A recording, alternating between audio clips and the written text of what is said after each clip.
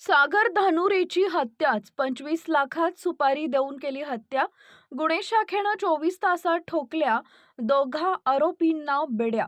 अंबड चौफुली परिसरात उभ्या कारमध्ये सागर धानुरे याचा मृतदेह रक्ताच्या थारोळ्यात आढळल्यानंतर प्रथमदर्शनी ही आत्महत्या वाटत होती। मात्र स्थानिक गुन्हे शाखेच्या पथकानं परिसरातील सीसीटीव्ही फुटेज तपासत ही आत्महत्या नसून सागरच्या शरीरावर 2 फायर आणि चाकूचे वार आढळून आल्यानं ही हत्या असल्याचं उघड झालं आहे।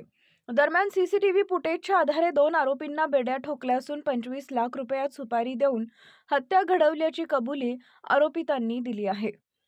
शहरातील सागर धानुरे याचा काल पहाटे अंबड चौफुली परिसरातील कलावती हॉस्पिटल समोर रक्ताच्या थारोळ्यात मृतदेह आढळून आला होता।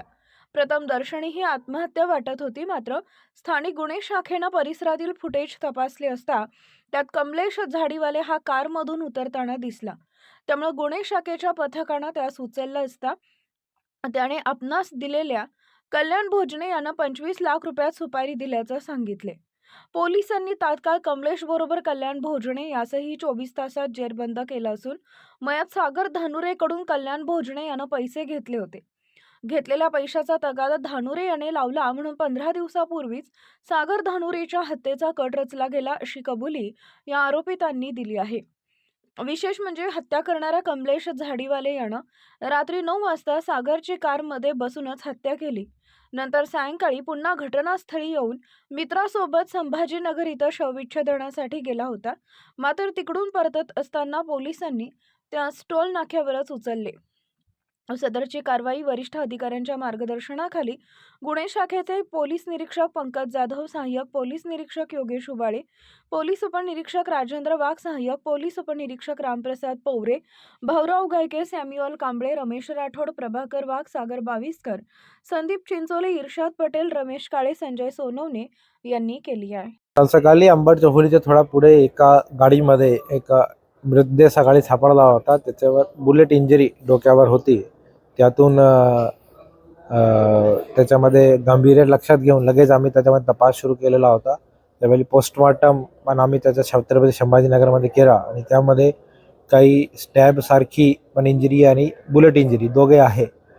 प्लस तसेच ज्यावेळी सीसीटीव्ही तपासले आणि इतर आम्ही सगळा तपास केला तर मर्डर हा प्रकार असावू शकतात असा डाऊट आल्यावर त्या अँगलने तपास सुरू करण्यात आला आणि त्यामध्ये 2 आरोपी कल्याण भोजने आणि कमलेश झाडीवाले या 2 आरोपीला पोलिसांनी अरेस्ट केलेलं आहे। प्रायमा फेसी या कल्याण भोजने आणि मयताचा काही पैशाचा देवाणघेवाण होता, त्यातून यांनी ही कॉन्स्पिरसी रचून कमलेश झाडीवाल्याला सोबत घेऊन हा घटना अंजाम दिलेली आहे।